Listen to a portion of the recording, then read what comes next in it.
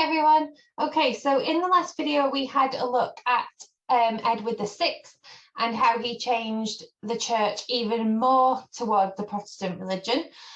So in this one we'll have a slight recap of Edward and what the church looked like after he had taken over, and we'll have a look at what Mary did to completely reverse all of those changes that Edward had just made. Okay, so let's start then by having just a little recap of what we talked about in the last video. So this is what the church looked like before Edward came to the throne. This is the Catholic Church, and this is physically what the church looked like afterwards.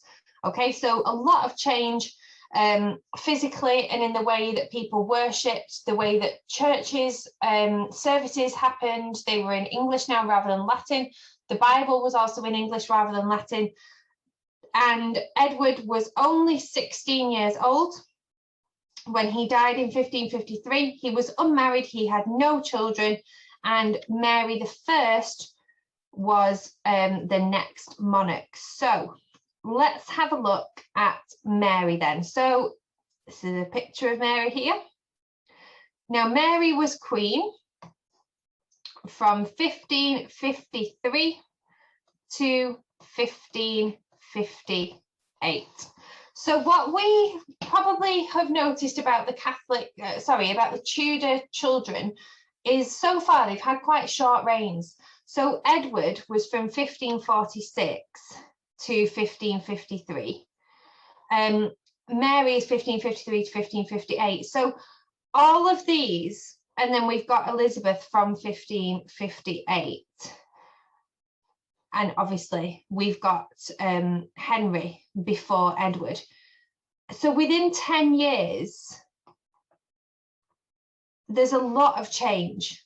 Okay, there's a lot of different policies, of changes within the church, within government, and all of those kinds of things. So if you're a person living in this time, it'd be really hard to get your head around, right? What am I worshipping now? What's the religion now? What can I do? What can't I do?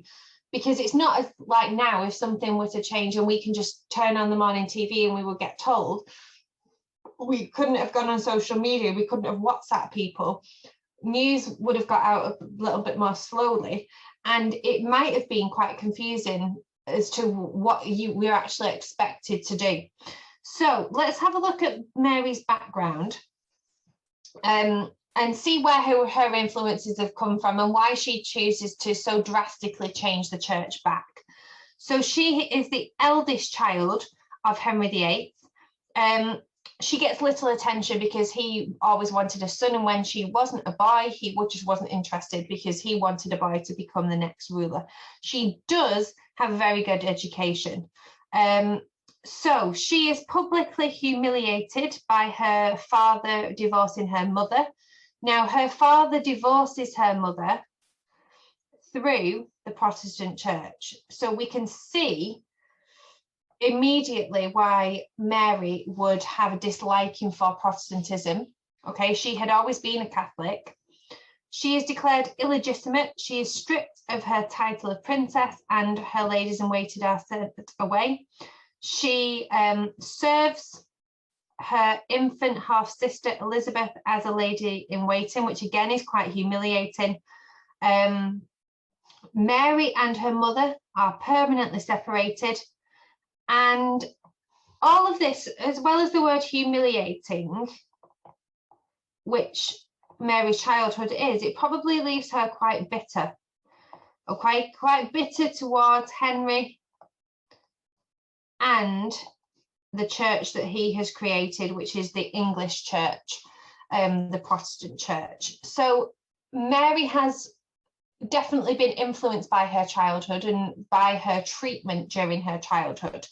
Now, in the years before she's queen, she has a lot of illness. She actually dies of stomach cancer in 1558, so she's not well, as Edward hadn't been well. She is allowed back into court. She recognises Henry VIII as the head of the church, and she is allowed back into court. She pushes for Elizabeth to be allowed back into court. She is put through a number of negotiation with suitors, so to be married, and that comes to nothing.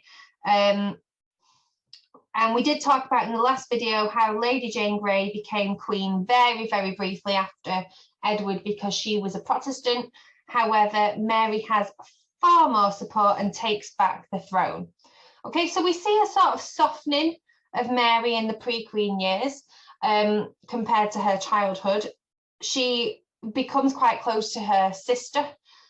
However, that does change. So as queen, she does have some problems. She is unmarried and she is in a weak position just because of the fact that she is a woman. She marries Philip of Spain, who is the most, has the biggest empire at the time. He's an extremely powerful man and he is a Catholic. Okay, the English people are annoyed. They don't like the fact that she's married a foreigner. They don't like the fact that she's married the King of Spain.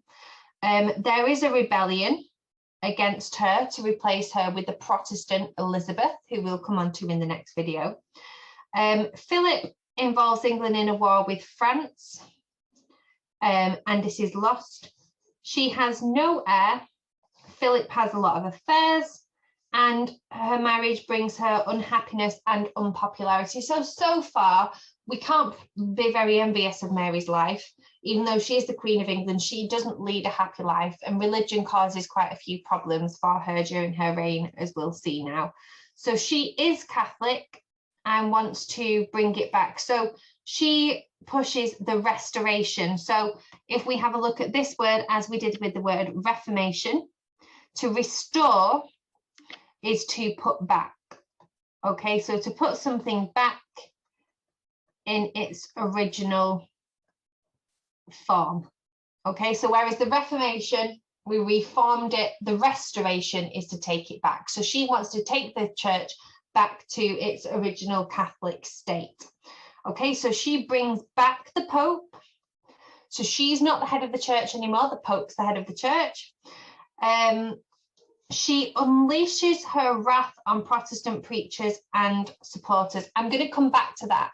Now, Mary's problem is, when Edward and Henry changed the religion to start with, some people were happy with the changes because, as we've said, the Bible was now in English, the services were in English, worshipping was a lot more simple, and some people really liked that. So when Mary came in and just was like, no, everything that's happened, we're just going to completely ignore that, a lot of people were not happy with those changes that she brought in. But she's like, I'm the queen, I'm going to decide what's happening, and we'll talk more about that in a second. So several of England's most prominent bishops are burnt at the stake, which means that they're burned alive as heretics. So a heretic is somebody who goes against the religion of the country at the time. The Archbishop is one of the people who is burnt at the stake, and over 300 Protestants are killed. Another 800 flee to Germany and Switzerland. And, oh, sorry, there is a word missing here. The burnings and persecution earn Mary the hatred of her subjects and the title Bloody Mary. Now, you may have heard, and this was around when I was at school, and I get it every year, somebody saying to me, Miss, you know, if you go into the bathroom mirror and you say Bloody Mary 3 times, she comes out and she kills you. It's not quite true. That's where she gets the name from, Bloody Mary. It's not because she jumps out of bathroom mirrors and kills children. It's because she was really, really harsh against people who went against her changes, and she kills around 374 Protestants. Now, these 374 Protestants become what are called martyrs, which is somebody who dies for their beliefs. Okay, and this is really important because what this shows is the country is now split. Okay, we don't have a whole group anymore who are happy to worship in one way, which is important when we come to Elizabeth. So we've got Protestants, we've got Catholics, and if you've got a monarch who's trying to just say the country is going to be this way and that's that. They're always now going to have somebody who is against them, because we do have two different religions in one country, which is extremely hard. So there's always going to be rebellions, there's always going to be plots for those against whichever one they're not agreeing with. So I've written Bloody Mary down there, so because it come off up there. So 1553, then, when Mary comes to the throne, this is what she changes in the church. So we've got the church is now Catholic again, not Protestant. She brings back the Pope. So the Pope, not the Queen, is the head of the church. So what's really important about Mary that we can see that's different from Henry is how religious she was. So under Henry, when Henry removed the Pope as the head of the church, it went God, Pope, monarch. Okay, and what Henry did was he got rid of the Pope and put the monarch here. Okay, and what Mary did was reinstated the Pope. Okay, so she brought the Pope back, and what this showed was that she didn't believe that she was any closer to God. She believed that this man was the man who represented God on earth, and he was the one who should be in charge of the church, because that was the right way to do it. Okay, so she brings back images and statues. They're allowed in the church again. They're allowed to have candles, and you could raise money for your church and statues again. So churches, when Edward had come to the throne and gotten rid of all of these statues and things, they could now get those out again. If they'd sold them, they would have to buy new ones. If they had them taken away, they would have to buy new ones. But the church went back to looking, I'll just get this diagram back up. The church went back to looking like our original picture here, of very elaborate stained glass, gold. Priests weren't allowed to marry again. So that's a point I'll bring up actually. When we were talking about Edward, we talked about how under Protestantism, priests were allowed to marry. They weren't necessarily only married to the church, they were allowed to marry whoever they wanted. When Mary came to the throne, if priests had married under Edward, so if they had decided that they wanted to get married, when Mary came to the throne, those priests had to either leave their wives because they couldn't have got married, or they had to quit their jobs. So they had to choose between their work and their families.